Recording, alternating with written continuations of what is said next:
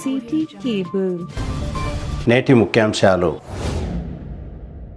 అర్ధరాత్రి అక్రమంగా పశువుల రవాణా అడ్డుకున్న వారిపై దాడికి యత్నం. డీఎస్పీ బాలకృష్ణారెడ్డికి ఫిర్యాదు చేసిన బీజేపీ నాయకులు.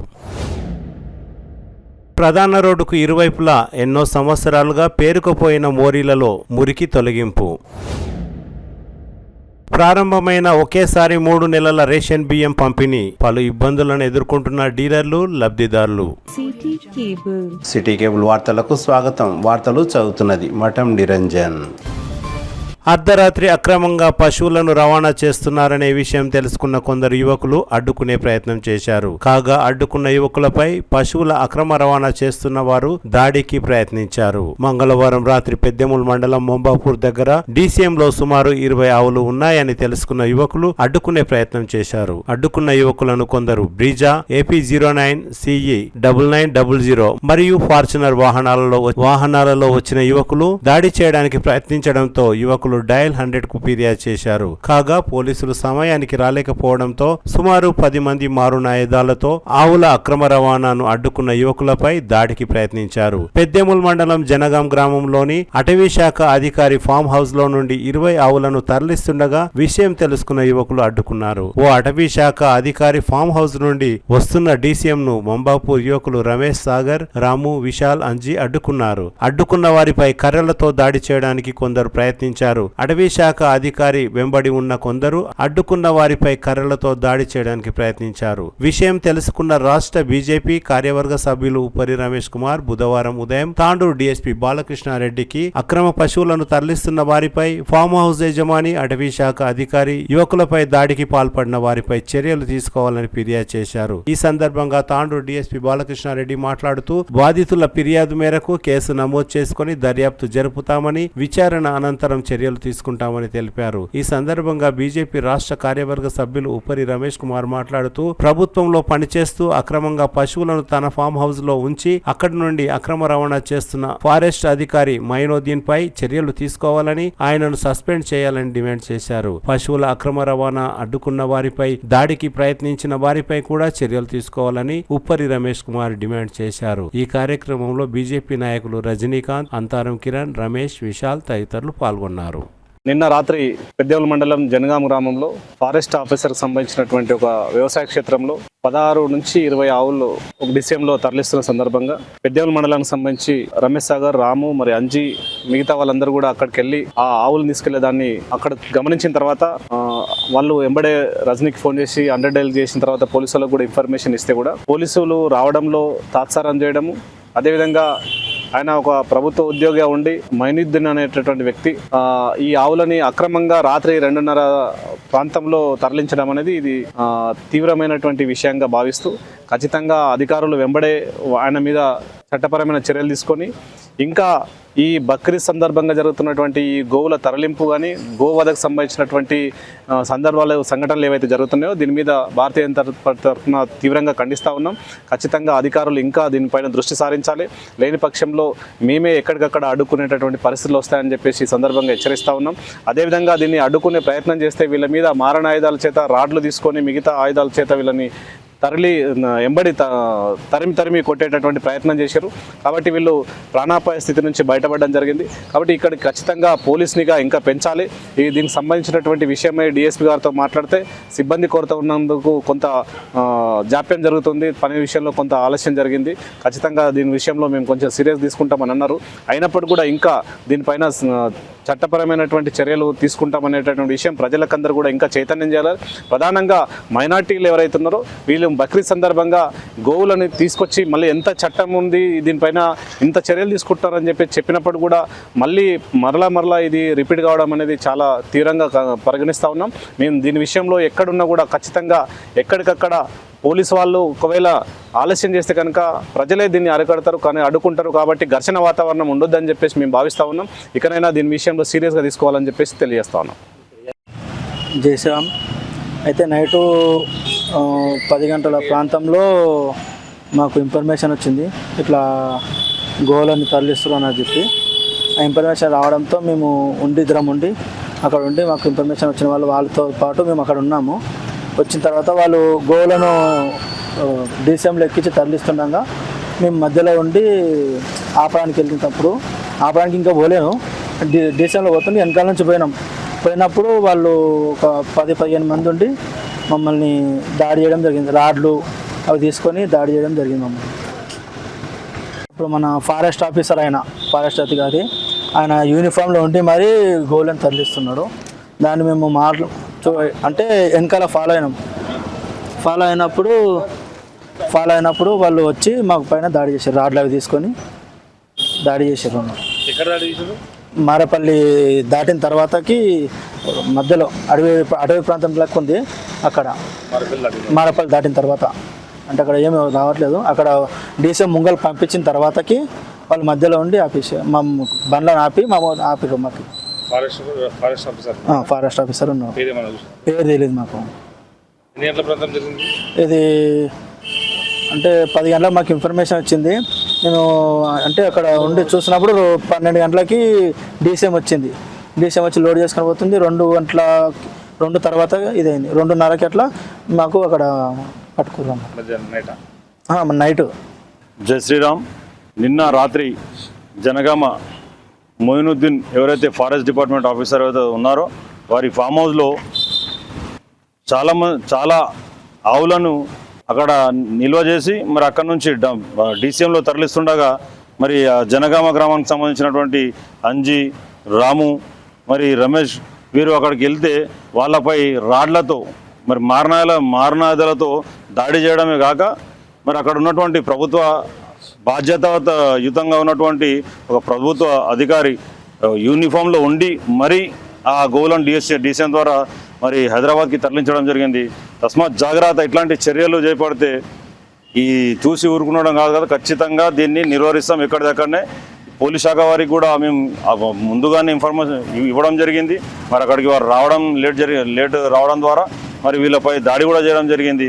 కావున పోలీస్ శాఖ వారు కూడా ఖచ్చితంగా గ్రామంలో పికెటింగ్ ఎక్కడైనా ఖచ్చితంగా పికెటింగ్స్ పెట్టి తప్పకుండా ఈ గో రవాణా మరియు వ్యవసాయానికి పనికొచ్చేటువంటి ఈ గోవులు మన లేగదూడలు కానీ ఎటువంటి పశువులని ఈ కోయడానికి బక్రీద్ సందర్భం కోయడానికి ఆస్కారం ఇవ్వద్దని చెప్పేసి మరి పోలీసు శాఖ వారికి కోరుతున్నాం. నిన్న రాత్రి సుమారు 2 గంటల ప్రాంతంలో పెద్దేముల్ మండలంలోని ముంబాపూర్ గ్రామంలో పరిసరాల్లోని ఒక ఫామ్ హౌస్ నుంచి కొన్ని పశువుల్ని అక్రమంగా తరలిస్తున్నారని చెప్పి డైల్ 100 కాల్ వస్తే పోలీస్ సిబ్బంది అక్కడికి రీచ్ అయ్యే లోపల అక్కడ నుంచి వాళ్ళు ఒక వాహనంలో తరలించారని చెప్పి తరలిస్తుండగా ఒక వ్యక్తి రమేష్ అనే ఒక స్థానికుడు దాన్ని చూసి అడ్డుకోవడానికి ప్రయత్నిస్తే ఆయన మీద అసాల్ట్ జరిగిందని కంప్లైంట్ చేయడం జరిగింది. ఆ విషయంపై మేము విచారణ చేస్తున్నాం. అయితే ఇంకా పూర్తిగా విచారణ చేసిన తర్వాత కానీ అప్పుడు వివరాలు తెలియదు. తాండూరు పట్టణం ఇందిరా చౌక్ నుండి హైదరాబాద్ ప్రధాన రోడ్డు మార్గం బీసీ కాంప్లెక్స్ ఎదురుగా గల మురికి కాలువలో పేరుకుపోయిన మురికిని మున్సిపల్ సిబ్బంది జేసీబీ సహాయంతో తొలగించారు. గత కొన్ని రోజులుగా ప్రధాన రోడ్డుకు ఇరువైపులా ఆక్రమణలను తొలగించిన అనంతరం ఈ కార్యక్రమాన్ని చేపట్టారు. కొన్ని సంవత్సరాల నుండి పేరుకుపోయిన మురికిని తొలగించడం పట్ల తాండూరు పట్టణ ప్రజలు సంతోషం వ్యక్తం చేస్తున్నారు. ఇక్కడ మురికి కాలువలు ఉన్నాయనే విషయం కూడా కొందరికి తెలియదు. అలాంటి మురికి కాలువలలో ఉన్న పేరుకుపోయిన మట్టిని జేసీబీ సహాయంతో తొలగించారు. తాండూరు పట్టణంలోని చౌరస్తా నుండి 4 ప్రధాన రోడ్లకు ఇరువైపులా ఉన్న మురికి కాలువలలో పేరుకుపోయిన చెత్త తొలగిస్తే వరద నీరు నిల్వదని పలువురు తమ అభిప్రాయాన్ని వ్యక్తం చేస్తున్నారు. ఈ సందర్భంగా తాండూరు మున్సిపల్ కమిషనర్ విక్రమ్ సింహారెడ్డి మాట్లాడుతూ తాండూరు పట్టణంలో కొనసాగే అభివృద్ధి పనులకు తాండూరు పట్టణ ప్రజలు సహకరించాలని కోరారు.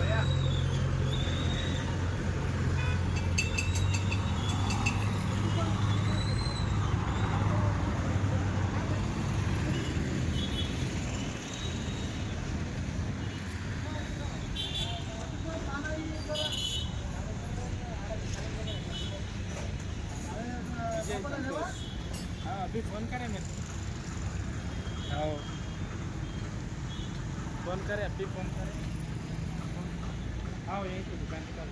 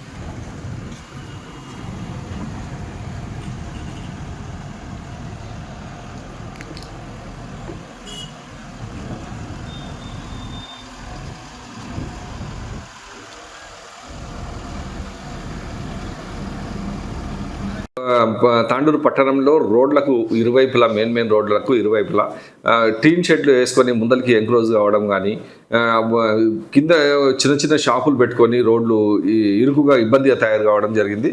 దీంట్లో భాగంగానే గత వారం రోజుల నుంచి కూడా అవి తొలగిస్తూ ఉన్నాం. కొంత పబ్లిక్ నుంచి వ్యతిరేకత వస్తుంది. 90% పాజిటివ్గా ఉన్నారు. కొంతమంది అక్కడక్కడ కొంచెం నెగిటివ్గా కూడా మాట్లాడుతున్నారు. బట్ ఇది తప్పకుండా చేయాల్సిన విషయము. ఇప్పుడు మన పట్టణానికి బయటికి వెళ్ళి ఎవరు వచ్చినా సౌకర్యవంతంగా అన్ని వసతులు ఉంటేనే కానీ మన పట్టణంలో ఆగి వ్యాపారం చేసుకోవడానికి కానీ ఏదన్నా హోటల్స్ కానీ ఏవైనా ఉంటే వినియోగించుకోవడానికి వీలవుతుంది. ఒకవేళ మన పట్టణం విచ్చలవిడిగా ఇరుకుగా ఉన్నప్పుడు ఏమవుతుంది, ఇక్కడ నుంచి వెళ్ళిపోయి పక్క టౌన్కి వెళ్ళిపోవడానికి ఆస్కారం ఉంటుంది. మనం పార్కింగ్ చేసుకోవడానికి వసతులు ఉపయోగించుకోవాలంటే విశాలమైన రోడ్లు కంఫర్ట్ చాలా అవసరం. కాబట్టి మనం రోడ్డుకి ఇరువైపులా ఉన్నాయి అన్నీ కూడా తొలగిస్తున్నాము. ఫస్ట్ మెయిన్ రోడ్స్ హైవేస్ ఏవైతే ఉన్నాయో Kodangal road, Chincholi road, railway station road, Hyderabad road, ఇవి కంప్లీట్ చేసుకున్న తర్వాత నెక్స్ట్ లోకల్ రోడ్లో కూడా స్టెప్ బై స్టెప్ వెళ్ళాలని అనుకుంటున్నాము.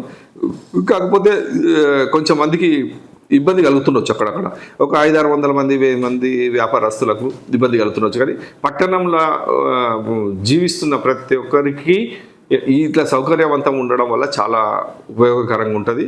యాక్సిడెంట్లు కూడా కాకుండా ఉంటాయి.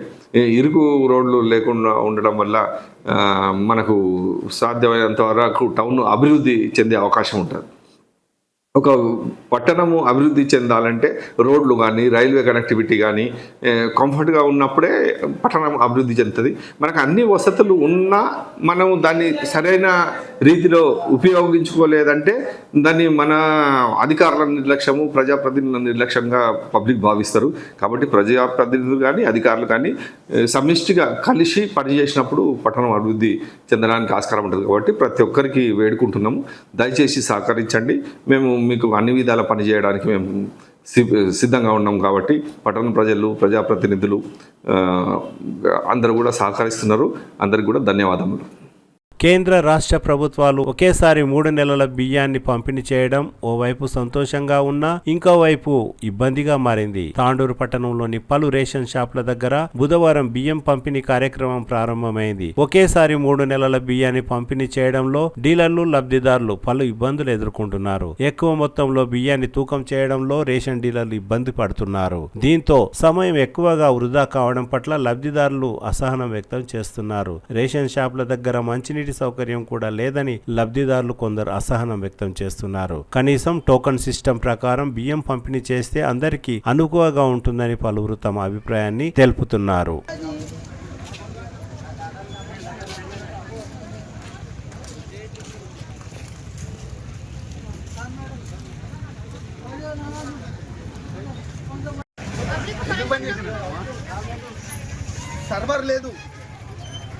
సర్వర్ లేదు ఇంకోటి ఒక్క నెల అయితేనేమో ఈజీగా పని అయిపోతుంది. ఇప్పుడు 3 నెలలు ఒకటేసారి వేస్తున్నారు కాబట్టి 6 సార్లు తంబు తీసుకోవాలి. 6 సార్లు తంబు తీసుకోవాల్సి వస్తుంది కాబట్టి అందరికి ఒకటే రోజు అయితే వేయలేము కదా. మేము పొద్దున 7 గంటల నుంచి ఇప్పుడు 12 గంటల వరకు మేము వేసినాము. మేము కూడా తినాలే కదా. ఒకరు పోయి తినేస్తే అయిపోతుంది కదా. మేము 7 గంటలకి వెళ్ళి ఉంటారమ్మా. నువ్వు పోయినవా లేదా? ఇంకో ఆయన గుర్తుంటావు కదా. ఆయనని నీకు తెలియదు కాదు. మేము ఇంతవరకు పొద్దుగాలకి వెళ్ళి నిలాడాం. మేము మనుషులం మేము గాడుతున్నామా? ఇప్పుడు మీరు కానీ చేంజ్ అవుతానే ఉన్నారు. ఇప్పుడే తెరిచిండ్రు దుఃఖం పో మరి వేసుకోవాలా మరి నేను ఒక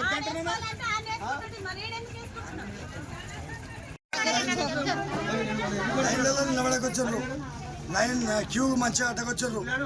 ఇప్పుడు నస్కుల సంధి 6 గంటల సంధి నిలబడ్డలో ఎంతకైతున్నారు. ఇప్పుడు వచ్చి అన్నం గిన్నం తిని ముంగలికి నూకొని వస్తున్నారు. ఆయమ్మ వేసే టైం కూడా ఆయమ్మకి దిమాగ్ పట్టకొచ్చింది. ఆయమ్మ మీదకే ఇరగబడుతున్నారు. వాళ్ళే కొట్టాడుతున్నారు. వాళ్ళే తిట్టుకుంటున్నారు. వాళ్ళే చేస్తారు. ఓ లైన్ మీద పద్ధతిగా క్యూ కట్టకొచ్చారు.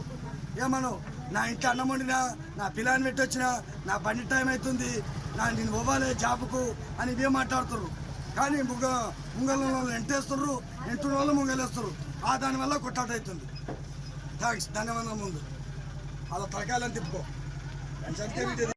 दुकान में 6 बजे से ठहरे हुए हम वहाँ पब्लिक बहुत है. 3 महीने का राशन डाल रहे. एक आदमी को 15 मिनट 20 मिनट लग रहे हैं. धूप है, धूप में ठहरे हुए हैं. तो पूरे लोग औरतां गिरता ठहरे हुए हैं. सुबह 8 बजे से ठहरे हुए. 8 बजे ठहरे, अभी तक नंबर नहीं आया. यही है 3 महीने के एक बार डाल रहे कहते चावल. 1 बार डाल रहा 90 किलो आते हैं. कितने आदमी है आपके पास? 5 आदमी है. 5 आदमी के 30 किलो आते थे और 90 किलो देता करते. 3 महीने के एक बार देता. मतलब क्या है वो बोला? वो बोलिए जितना है रुपये बोलिए. 2 घंटे और आएगा.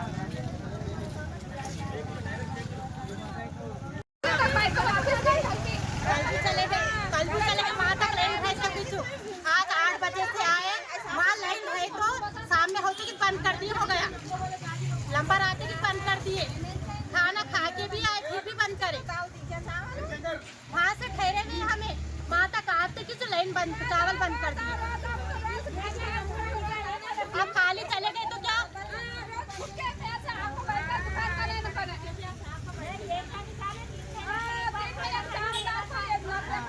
अब खाली चले गए तो क्या बोलते बच्चे 8 बजे से आके. अब खाली चले गए तो बच्चे क्या बोलते चावल नहीं लेकर आए बोल के. सुबह में 8 बजे वहाँ से लाइन लगी थी. सामने आते कि बंद कर दिए. खाना खाने जारू बोले 11 बजे खा को भी आए. 11 बजे खाने के बाद में फिर बंद कर दिया. हो गया सामने वो लेकिन डालने का आया था चावल आर्डर. डाल तो कि थैला लेते कि बंद कर दिया. हो गया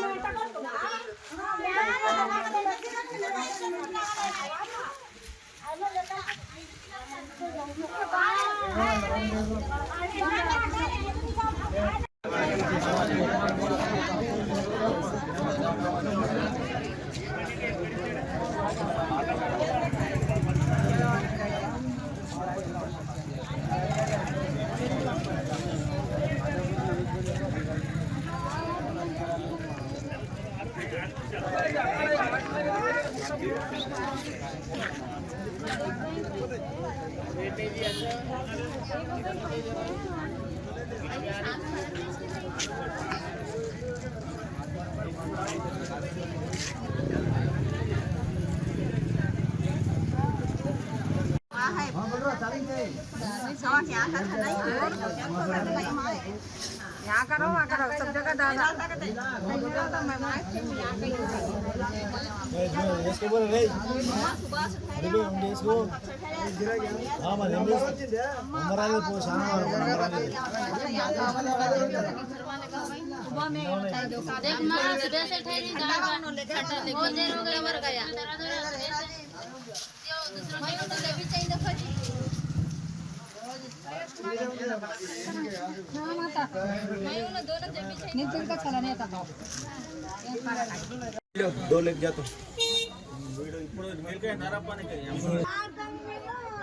అక్కడ తీసుకుపోయి పంటి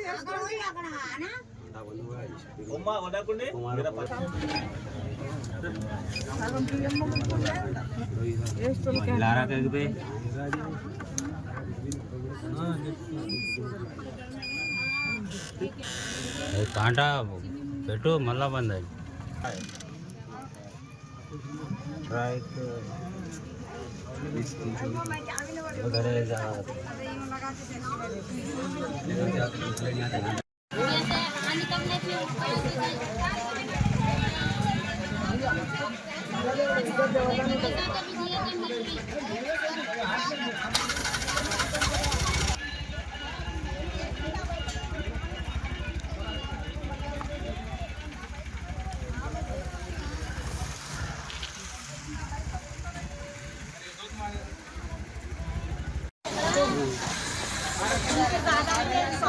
खाना ज्यादा खा कोई हो गया खाना सुबह से बैठे खाली जा रहे अब फिर 70 रुपए किलो चावल खरीदो क्या हुआ माँ? सुबह से बैठे चावल के बाद से लाइन में आते कि तो दुकान बंद कर दी।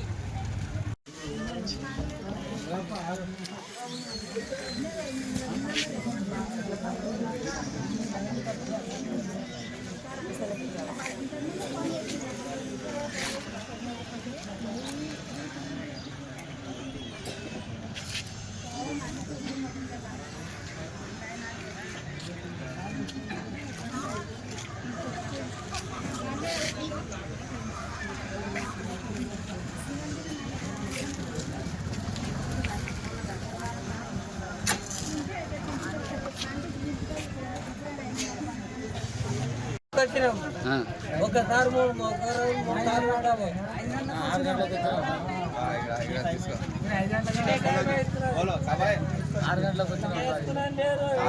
నుంచి ఎండల నిలవడం ఒక మనిషికి 20 నిమిషాలు అవుతున్నది. సార్ 3 నెలలు 1 నెల వేస్తుండ్రు బియ్యము ఎండలో వస్తున్నాము చాయ్ లేవు నీళ్ళు లేవు ఎండలో ఎక్కడ కూడా ఎక్కడ లేవు అంటే ఊరికి వస్తున్నది ఊరికి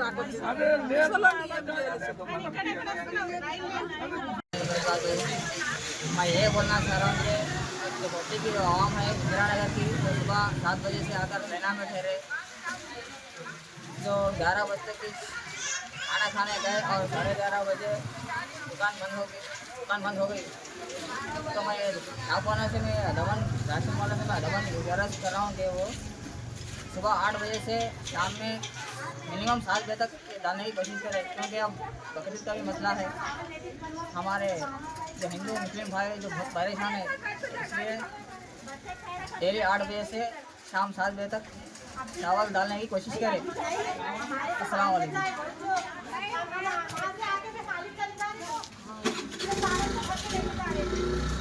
మొత్తం ఇక అందరికి వేసినంత వరకు బంద్ చేయకు అంటే ఎట్లయితుంది?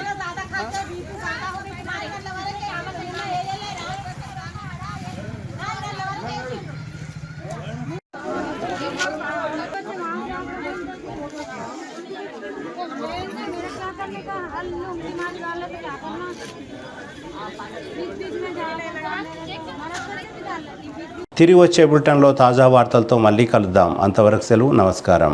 మరిన్ని వార్తల కోసం ఛానల్ సబ్స్క్రైబ్ చేయండి, షేర్ చేయండి, లైక్ చేయండి, కామెంట్ చేయండి. City cable